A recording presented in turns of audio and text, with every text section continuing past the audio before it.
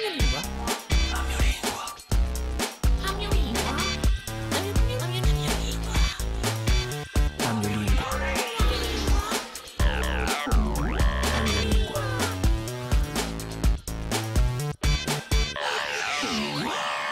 Allora per me la lingua corsa è l'anima di un popolo, di qualcosa che porta un cuore e che va geberte in me.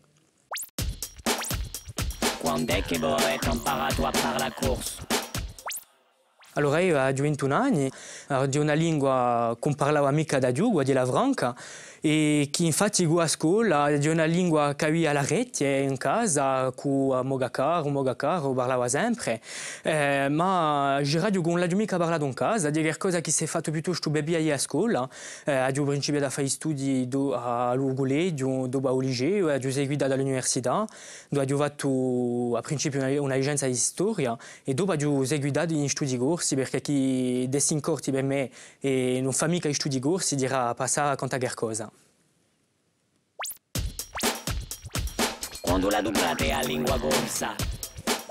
Per me è veramente un mezzo di comunicazione, la dopo ogni giorno, in un quadro girato di miei studi, in un quadro piuttosto familiare, sociale, perché chi mi ha visto che la dobrava con i miei amici, pur telefonando, pur mandando sms, sa fare qui, di qualcosa che mi viene di modo quotidiano, in radio, e di noi qualcosa che dopo non ma mia vita professionale in radio, perché qui sono informazioni di giornalismo corsovo e dunque mi tocca a scrivere, a impegnare in corso e di qualcosa comunque che mi viene nella mia vita professionale.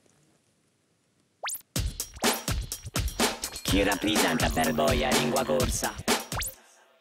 Allora, la lingua corsa, se posso impiegare una metafora, è veramente a moderne gli alini in radio, perché chi ha portato veramente un cuore, è qualcosa che mi piace parlare corso, mi piace a studiare questa lingua e noi sono appassionati di letteratura corsa, e è qualcosa che ogni giorno mi devo portare accanto a me e in bocca a noi. Come dite la bene di lingua corsa?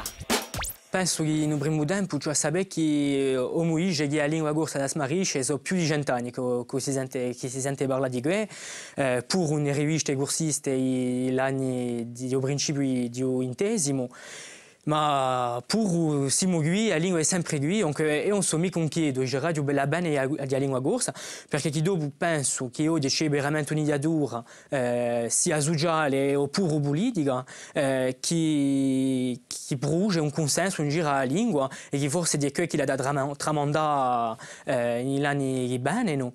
E dopo già sapere di noi che la radio io penso che per la bene, la lingua corsa un arnese proprio economico e sviluppare un'attività economica in giro alla lingua perché la diventasse anche la lingua urbana.